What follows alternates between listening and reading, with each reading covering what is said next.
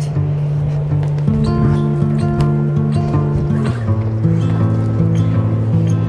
Hey guys, so today I'm sharing with you my 7 sources of passive income, but first, let me take you back and tell you how I got here. So I was jobless in the first half of 2019. I was working roughly 12 hours per day, 6 days a week, sleeping maybe 4 of those days, counting up to roughly 288 hours per month of work, and averaging that out, I was earning $3.47 per hour.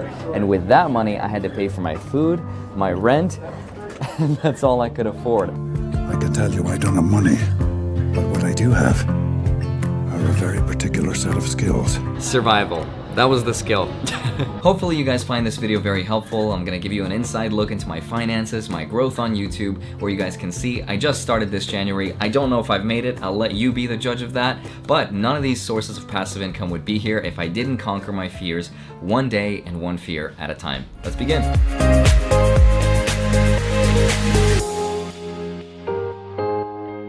Say something. Something. So, how are you enjoying Hawaii? I love it. I'm freaking out every day. You're interviewing me, so I'm looking at you. This feels like casting I think couch. I'm gonna look at. Oh. Sorry about that, I don't know what that was. But let's just begin with my favorite source of passive income, and that is dividend growth investing. Now, if you guys don't know what that is it's basically I get paid for owning certain types of companies that are called blue chip stocks. These are companies that include Walmart, Disney, Coca-Cola, Apple, you name it. Really mature companies that are generating so much cash that they're like, guys, we don't know what to do with all this money. Thank you, investors. Here you go. And they just pay me back for just owning. Now, I don't have to sell any of these stocks. I just collect them on a monthly, quarterly, or whatever it is. Now, again, it's my favorite way of investing, but the downside is that you actually need quite a lot of money to make any significant source of income, which is great for me because it encourages me to save as much of my money and then invest it rather than spending it on things I don't need. So that's why I love it. But for the month of October, I actually got paid $437.94 from 21 of the 100 companies that I own. And again, some of them pay me monthly, some of them pay quarterly. And if you do want to start this kind of investing, don't chase the dividend yield, as it's called. Don't chase the monthly factor. It's like saying, would you rather get paid $100 once per year or split 2 times or 12 times? Whatever it is, it doesn't matter because the total amount will still be the same no matter how many different ways it gets split up. Because sometimes people ask me like, Andre, tell me some monthly dividend paying stocks, but it's not actually going to pay you more, it's just going to pay you spread out different ways. Hope that makes sense. And I'm tracking all of these 100 stocks through my Google spreadsheets, otherwise there is no way that I'm going to be able to keep track of it. It tells me all of my schedules, all of my dividends, and everything I need to know. And I'm getting the same stock market data provider as the ones that Robinhood and all these other major brokerages are using as well. So for example, I know that out of that $437, I know that 20% of it is coming from the real estate sector, and another 15.8% is coming from the consumer staples industry. And if you guys are not familiar with what that is,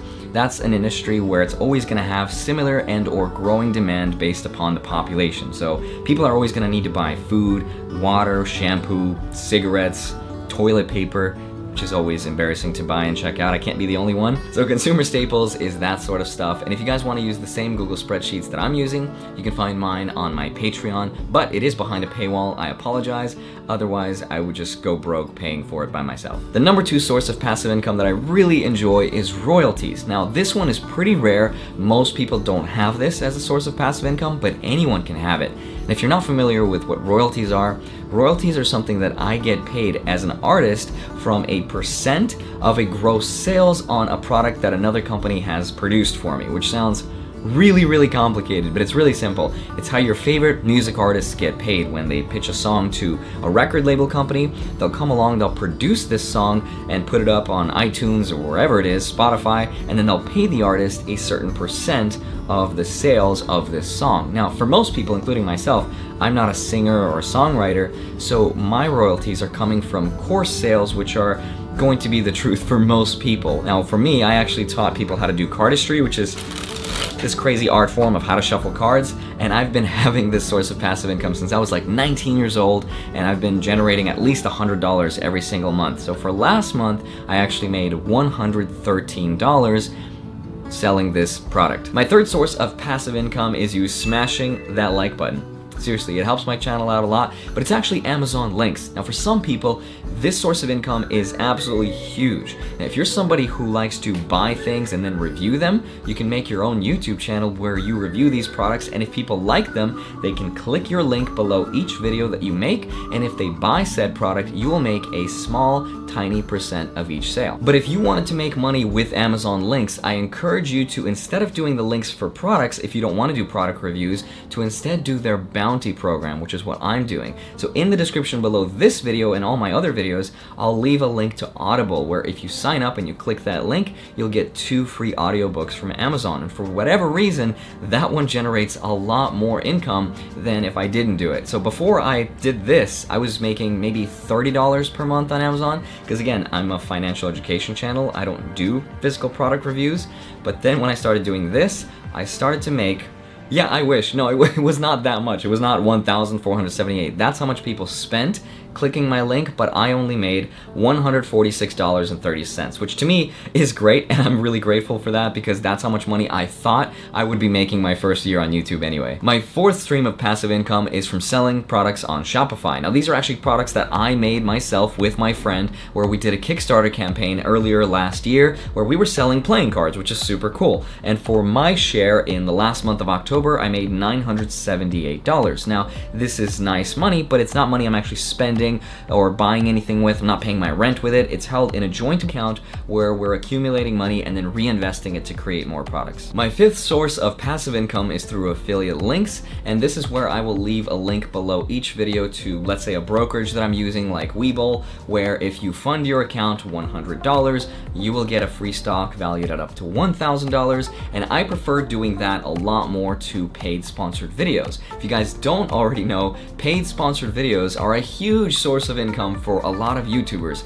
I think I can reasonably make $1 to even a couple extra $1,000 every single month by promoting or advertising another company, but so far I've never done a paid or a sponsored video, but Lord knows I could have used that money so much in the first half of this year when I wasn't getting paid anything, and right now I'm getting at least 1 to 2 emails a day asking me to promote some product, some service, or whatever it is, and usually I would rather prefer to advertise myself for my products or my services, which is my Patreon, or just to support my work. I prefer doing that, or leaving an affiliate link where at least you guys will make some profit and some benefit out of it, and I will make a little bit of money too. But for the last month of October, I generated $3,591, which is insane. Like, just saying that out loud, it's crazy.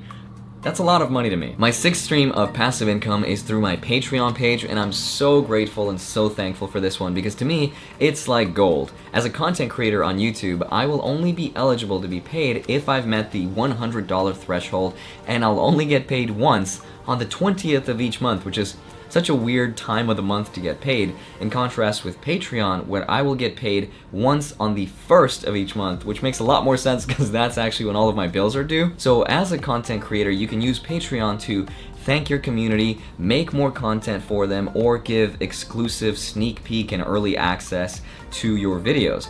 I went into a slightly different direction where I'm using that money to reinvest it into creating tools where we as investors can use to get immediate value out of. And I'm also providing financial transparency by sharing with you exactly when I'm buying and selling my stocks. So to me, that's really important, and I'm sure I could make a lot more money, but I don't want to stretch myself out so thin to where I'm over-promising and under-delivering because I value my time. But the older I get, the more I'm reminded just how short life is, and whatever time I have left, I would rather give it to the people that I love spending with the most.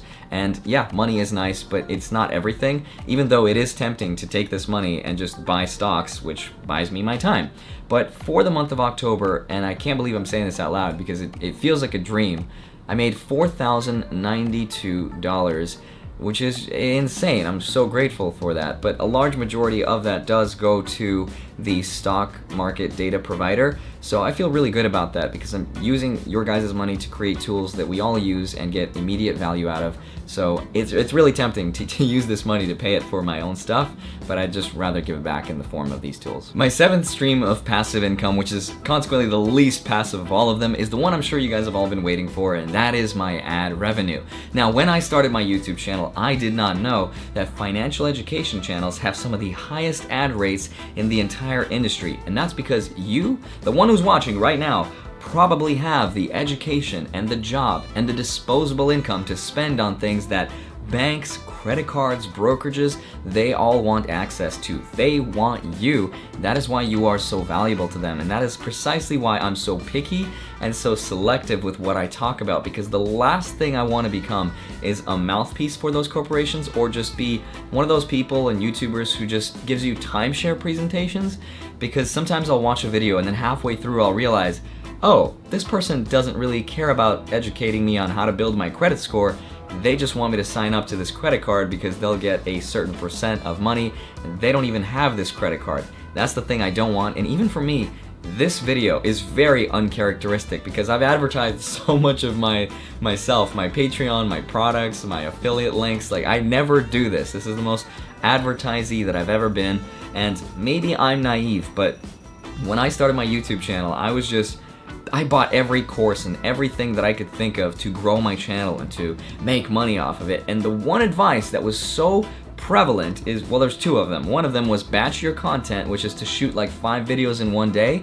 And the second terrible, poor advice that I've ever seen is you need to plan ahead and you need to have a goal. Maybe that's just me being naive, but when I started my YouTube channel, I had 0 goals, 0 things in mind. I just loved talking about finance. I love making stupid cinematic videos where, why am I shooting in 4K on a Sony a7 III with a G Master lens? Why do I have a drone? Like, why does a financial education channel need all these things? Like, I don't. But I get so much enjoyment out of making these videos that I make like a day before you see them, or 2 days, because I'll spend so much time on them.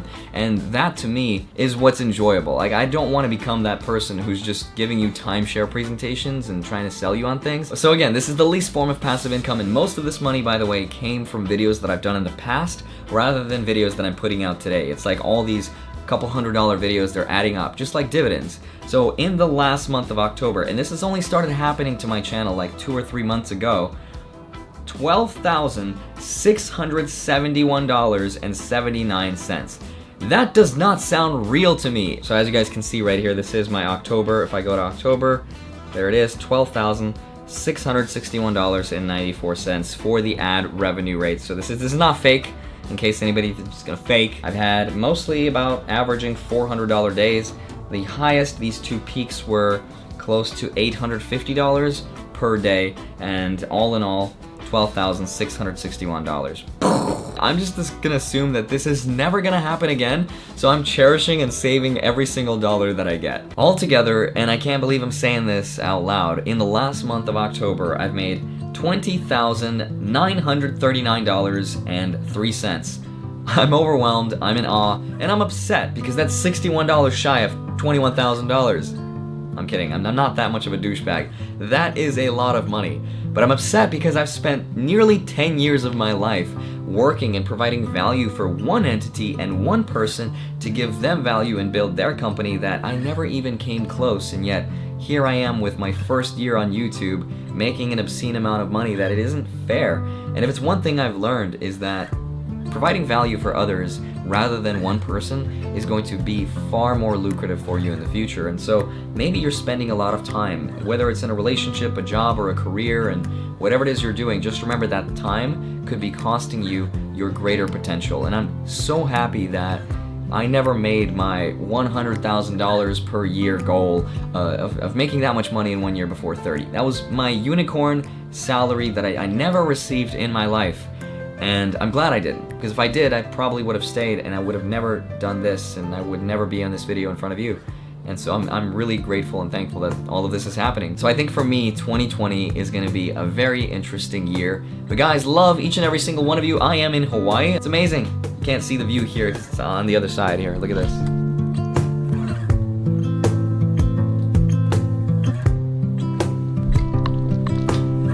Just, what? I don't believe it. I don't believe it.